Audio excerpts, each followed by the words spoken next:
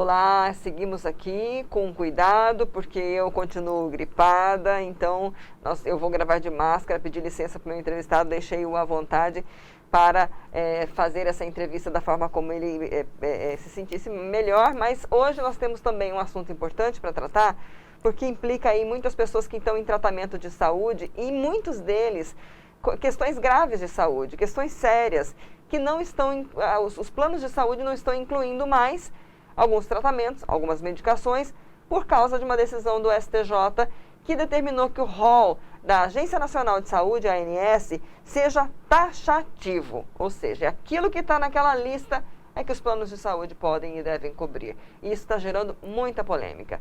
Então a gente agradece aí Marciano Nogueira da Silva, que é um advogado, especialista em direito médico, direito de saúde. Obrigada por ter aceito o nosso convite para esse bate-papo, Marciano. E já assim, também desculpa aí a voz de pato rouco, né? Eu queria que você explicasse um pouquinho primeiro o que foi essa decisão do STJ. Nós tivemos uma entrevista com uma mãe de autista aqui antes da votação lá. Mas assim, para retomar um pouco esse histórico, né? O que foi essa decisão? Bom, antes de mais nada, eu que agradeço pela oportunidade da gente estar aqui falando de um tema que interessa a muitos, né? E de um tema que foi pauta aí nessas últimas semanas, que foi essa decisão polêmica do STJ a respeito da taxatividade do rol da ANS, né? E o que é esse famoso rol, né?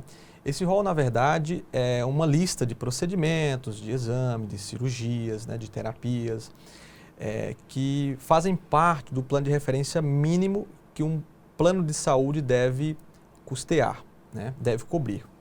E a discussão era em torno da natureza desse rol, se seria um rol taxativo, ou seja, se o plano estaria obrigado a custear tão somente aquilo que está expressamente nesse rol da ANS, ou se seria considerado um rol exemplificativo, ou seja, o plano estaria obrigado a custear não somente aquilo que estivesse listado neste rol, mas outros procedimentos que eventualmente fosse indicado pelo médico, assistente do usuário, né, do paciente, que não estivesse ali contemplados nesse rol, né? E essa discussão vem sendo travada no judiciário há mais de 20 anos, né? E o entendimento até então do judiciário, né, na maior parte dos tribunais do país, era no sentido de que esse rol era meramente exemplificativo, né?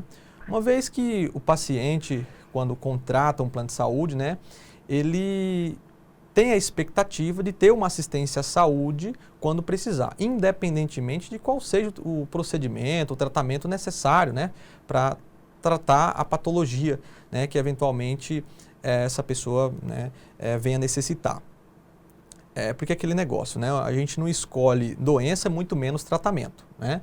Então, esse era o entendimento majoritário, o entendimento que predominava até então, de que esse rol era meramente exemplificativo, ou seja, não precisava estar ali expressamente determinado tipo de procedimento para que a operadora fosse obrigada a custear, né? E, então, os processos judiciais, né, eram procedentes no sentido de que o plano tinha a obrigação de custear os procedimentos, mesmo que não estivesse previsto no rol da ANS, né? Uhum. Em 2019, o Superior Tribunal de Justiça, o STJ, inaugurou um entendimento divergente no sentido de que esse rol seria taxativo, ou seja, o plano só teria a obrigação de custear aquilo que constasse expressamente nesse rol de referência mínimo da ANS. Se não estivesse no rol, o plano não teria a obrigação de custear, né? E recentemente, né, no dia 8 agora, foi julgado 2 embargos de divergência justamente para pacificar essa divergência que existia ali no Superior Tribunal de Justiça. E, para surpresa de todos nós, o entendimento foi de que o rol, em regra, deve ser considerado como taxativo. Entretanto, comportando algumas exceções a depender do caso concreto. Uhum. Bom, você inclusive já publicou artigo omitindo o seu ponto de vista, até como profissional da área, mas por que para você é um retrocesso esse julgamento? Bom, a gente analisa esse julgamento como um retrocesso porque isso, de alguma forma, limita, né, vai limitar muito o acesso dos beneficiários de plano de saúde a tratamentos para vai limitar muito o acesso, né, desses usuários e beneficiários de plano de saúde ao acesso a tratamentos que sejam necessários, né? Então, antes desse entendimento, né, se não estivesse no rol, que é muito comum a indicação de procedimentos, de tratamentos que não estejam ali neste rol, a gente ingressava com uma ação judicial e liminarmente as decisões eram favoráveis, no sentido de que o plano tinha a obrigação de custear isso. Agora fica um pouco mais delicado, porque tem uma série de critérios, né? Essa decisão trouxe alguns parâmetros que tem que ser obedecido para daí se encaixar na exceção da regra do rol taxativo, né? Então, assim, isso vai limitar muito o acesso dos beneficiários a essa assistência à saúde, que é prometida pelas operadoras de plano de saúde. Na prática, você já percebeu, por exemplo, a partir dos seus clientes, que houve interrupção de tratamento por conta desse julgamento? Alguém que vinha conseguindo e, de repente, por causa do julgamento, o plano falou assim, não sou mais obrigado, vou parar, e aí houve esse tipo de situação?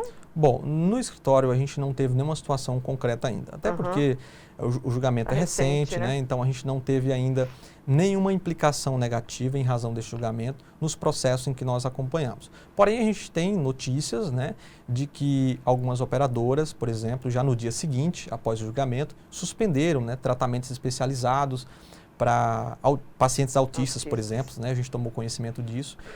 Certamente era aqueles tratamentos que as operadoras tinham fornecido, né, de forma administrativa, e com essa decisão eles foram lá e suspenderam, né, também de forma administrativa ali, por conta própria, né? Porque assim, o processo judicial, que aqueles processos que já tinham liminar vigente, né, tem que existir uma decisão judicial revogando eventualmente essa liminar, né, para que a operadora cesse, né, eventualmente o tratamento que está sendo assegurado ao beneficiário, né? Então, assim, ela não pode, de livre e espontânea vontade, já suspender os tratamentos, né? Então, tem toda uma discussão dentro do processo. A gente viu notícia, inclusive, de situações, uma situação em especial, que foi a família acionou a justiça para conseguir uma medicação que não estava nesse rol depois do julgamento, e conseguiu porque era um remédio que não tinha similar no mercado, né? Essa decisão do STJ, ela vincula todas as outras decisões? Ela né, vinculante a essas questões, ou há como questionar na justiça, em cada caso, concretamente? Como é que ficaria na prática essa demanda? Bom, essa é uma pergunta muito pertinente, né? Porque muita gente está preocupado, né? Se essa é uma decisão de caráter vinculante, se todo tribunal tem que observar isso, e se é já uma decisão assim definitiva, enfim. E é muito importante a gente esclarecer para o telespectador que não é uma decisão definitiva, é passivo de recurso para o STF, até porque a gente está tratando de questões constitucionais, a gente está tratando do direito à saúde, que é uma garantia constitucional, né, e do direito à própria vida, né?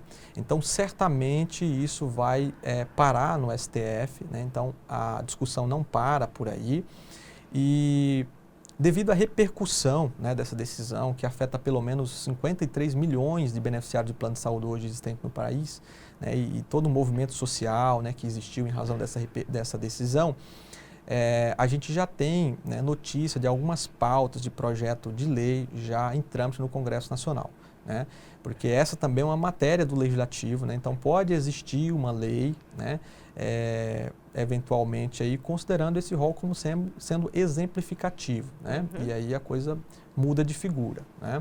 Então a discussão não para por aí. E essa decisão do STJ é uma decisão orientativa que a gente fala, porém não é uma decisão vinculante, ou seja, os demais tribunais não têm a obrigatoriedade de adotar esse posicionamento, né, do STJ.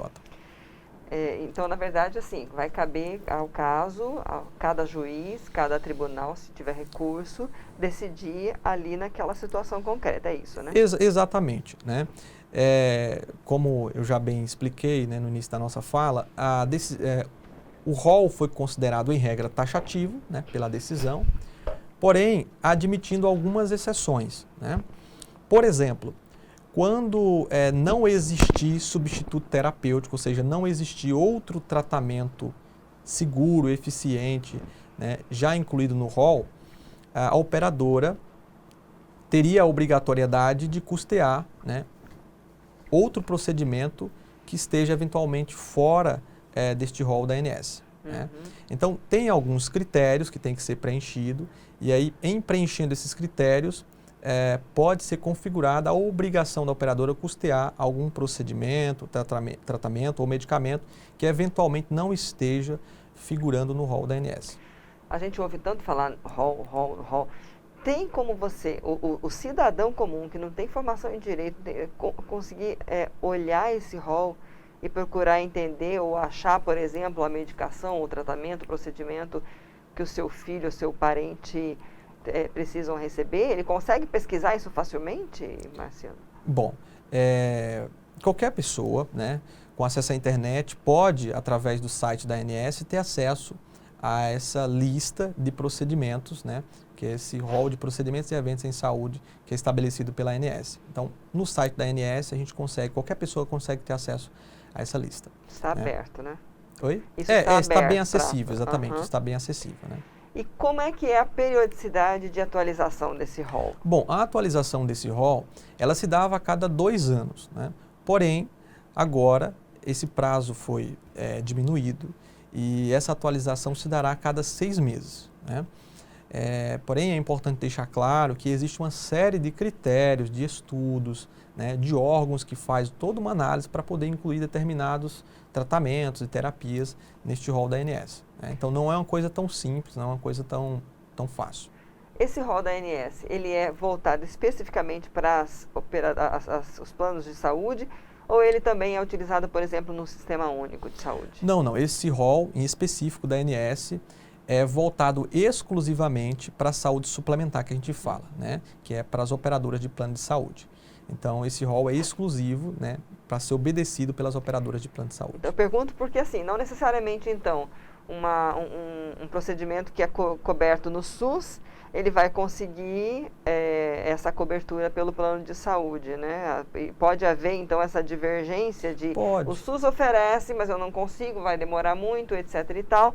Eu tento pelo plano de saúde e aí, então, não consta naquele rol. Isso pode acontecer? Pode acontecer. Mas, geralmente, os procedimentos que são contemplados pelo SUS também são contemplados pelos planos, né? Via de regra.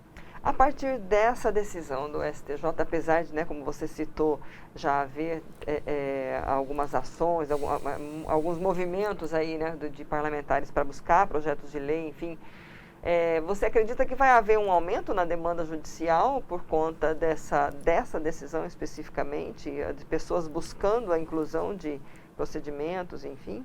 Bom, certamente vai existir aí uma demanda judicial maior, acredito, né? Tanto no âmbito da saúde suplementar, quanto no âmbito da saúde pública, né? Porque, de modo geral, agora as operadoras têm uma carta branca, né, na mão para negar qualquer tipo de procedimento, tratamento que não esteja ali expressamente incluído no rol, né? Inclusive, essa já era uma das principais alegações que eles utilizavam para negar procedimentos, né, antes mesmo dessa decisão, quando o rol era considerado exemplificativo pelo judiciário, né? Então, eles já utilizavam para negar procedimentos, principalmente procedimentos de alto custo, né? Então, eles alegavam, se justificavam que aquele procedimento não estava constante no rol e, portanto, o plano não tinha obrigação de custear, né? Então, agora, eles possuem carta branca para fazer qualquer tipo de negativa nesse sentido, né? E aí, assim, certamente vai existir uma procura maior, né, para a propositura dessas ações, né? E aí, assim, vai exigir essas ações, vai exigir cada vez mais do profissional que atua nesse segmento, né, uma técnica cada vez mais acurada, né, tanto do profissional, do advogado, como também do médico na elaboração dos laudos médicos, né? Um laudo muito robusto, né, indicando a necessidade da indicação daquela terapia, daquele tratamento, se possível, indicando a ausência de tratamento alternativo constante no rol, né? Então, tudo isso vai ser fundamental para o êxito dessas novas ações. Bom, você já falou que as ações que estão ajuizadas e que as pessoas já conseguiram esse direito liminarmente precisam ter uma decisão judicial favorável ou não. Mas nos casos administrativos, né, daqui para frente, a operadora, ela é obrigada a informar para o paciente, para o cliente, que a partir né, desse momento ela não oferecerá esse serviço. Tem que haver, há uma obrigatoriedade disso, de ter essa informação, ou é na hora que ele entrar com o pedido, a negativa? Eu digo assim, eles têm que justificar, então, né? É preciso, porque o que a gente percebe às vezes é que os planos de saúde simplesmente negam, e aí quando você vai tentar buscar uma informação, está em auditoria, não vem uma resposta muito clara em relação a isso. Né? Perfeito, e aí, bacana. como que você também... Aí pensando em produção de provas, inclusive, claro, né? Como é que eu claro. vou entrar judicialmente se ele está me negando, eu não sei nem porquê. Como é que fica essa questão, Não, Marciano? bacana. É importante deixar claro aqui que toda solicitação que o beneficiário faz junto ao operador de plano de saúde, ele tem direito a uma resposta por escrito, né? Eventualmente uma negativa por escrito. E aí, essa negativa, né, quando o plano dá a resposta, o usuário tem o direito a solicitar a negativa por escrito e o prazo da operadora é de 24 horas para fornecer essa negativa por escrito. Então, todos têm direito a essa negativa ali por escrito. Inclusive, essa negativa ela segue um padrão, né, da própria ANS, onde tem que ter toda uma fundamentação, uma justificativa para eventualmente negar algum procedimento, né, pela operadora. Um procedimento que seja negado, né, tem que existir ali uma fundamentação por parte da operadora. Hoje as demandas elas estão demorando quanto tempo? Porque em geral são muitos desses casos são situações até urgentes. Claro. Que, né, como é que está essa celeridade na justiça? Bom, na área da saúde a gente fala muito da questão da urgência, né? Então é muito comum paciente que chega precisando de um tratamento, de um medicamento em caráter de urgência, enfim. E aí a gente se utiliza, né, das liminares. A liminar, né, é um instituto processual onde a gente consegue antecipar o resultado final do processo, vamos assim dizer, né? Então, uma demanda, por exemplo, que poderia durar aí 5, 6 anos, né, com recursos e tudo mais, que é muito comum nesse tipo de demanda, né? Porém, o paciente está precisando do medicamento, do tratamento neste momento, através da tutela antecipada, né, do pedido liminar, a gente consegue antecipar esse tratamento, né, para que esse paciente, esse usuário já consiga fazer o tratamento desde logo, né? E não esperar até o final do processo, que muitas vezes seria inútil, né, esperar até o final do processo. Esses processos, a gente, né, sempre, essa é a pergunta que a gente mais recebe no escritório, né, quando a gente está para ingressar com o processo. Doutora, vai demorar quanto tempo o processo, né? Infelizmente, a gente não tem como mensurar quanto tempo vai demorar. A gente sempre fala que a gente sabe quando começa um processo, mas nunca sabe quando termina, né? Mas o que eu posso falar é que são processos demorados, né? Porque, via de regra, as operadoras utilizam todos os meios possíveis de recurso, né? Então, esses processos é muito comum parar nos tribunais superiores em Brasília e é demorado, assim, o final desses processos é demorado, não é rápido. E acho que uma outra preocupação que às vezes a família tem também é se ao final ele não conseguir uma decisão favorável, ele vai ter que indenizar o que foi utilizado, digamos, o que foi oferecido como tratamento pela operadora de saúde, ele vai ter que pagar a operadora ao final do processo? Pode acontecer.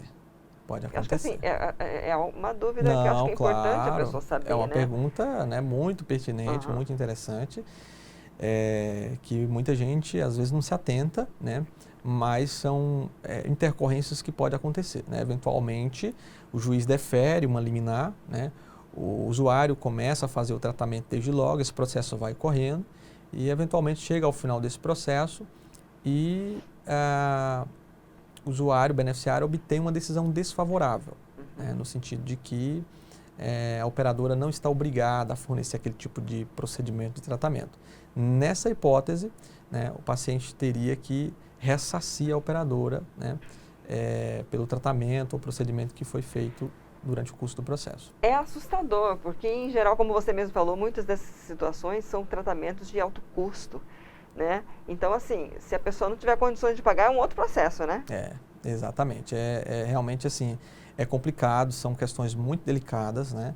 E por isso a importância realmente do profissional especializado, e agora mais do que nunca, porque, assim, o advogado tem que fazer o trabalho mesmo de um clínico para tentar pegar a situação do caso concreto e encaixar nas hipóteses legais. Claro, aqueles casos que tiver viabilidade para isso, né? Mas não vai ser mais tão simples, né? E a questão da produção de prova também nesses processos vai ser de extrema importância, né? Um laudo médico bem fundamentado, né? A oitiva das partes, oitiva inclusive dos médicos que faz a solicitação dos tratamentos, né? Para explicar ali melhor para os juízes, né? O porquê da indicação do tratamento, da eficiência do tratamento, enfim, da comprovação científica, né, desse tratamento, enfim, uma série de questões que têm que ser esclarecidas, né, durante o processo. Então, assim, pensando em produção de provas, que orientações você pode dar aí para o cidadão que não tem conhecimento jurídico, né, se preparar para uma possível demanda ou algo que possa vir à frente nessa situação de saúde? Que tipos de documentos são considerados provas? Bom, o primeiro deles é a negativa da operadora, né, eventualmente uma negativa por escrito, né.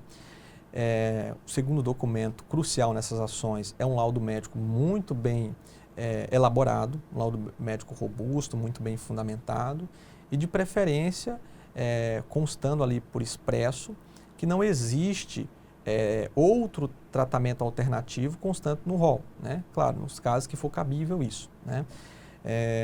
E com relação à produção de provas durante o processo, vai ser fundamental nesses processos uma instrução processual, né, mais elaborada, com a oitiva da parte interessada, oitiva de médicos, para esclarecer o porquê da indicação dos tratamentos, a eficiência, né, a comprovação científica, né, desses tratamentos, enfim. Então, tudo isso vai ser de fundamental importância. E, claro, um advogado especializado, né, que realmente milita nesta área, né, vai ser fundamental para o êxito desses processos. Bom, então para a gente encerrar, onde que as pessoas podem te procurar o seu escritório, né? Se quiserem tirar mais dúvidas, se quiserem saber, se estiverem aí nesse tipo de situação, né? Como é que podem encontrar vocês? Não, você, perfeito. Marciano? A gente tem redes sociais, né? Pode encontrar através das redes sociais, no Instagram, Facebook, né? A nossa rede social do Instagram é o Shoei Silva, né? Advogados, e a gente fica localizado no bairro Centro América, na Rua R, ali próximo à Justiça Federal, né?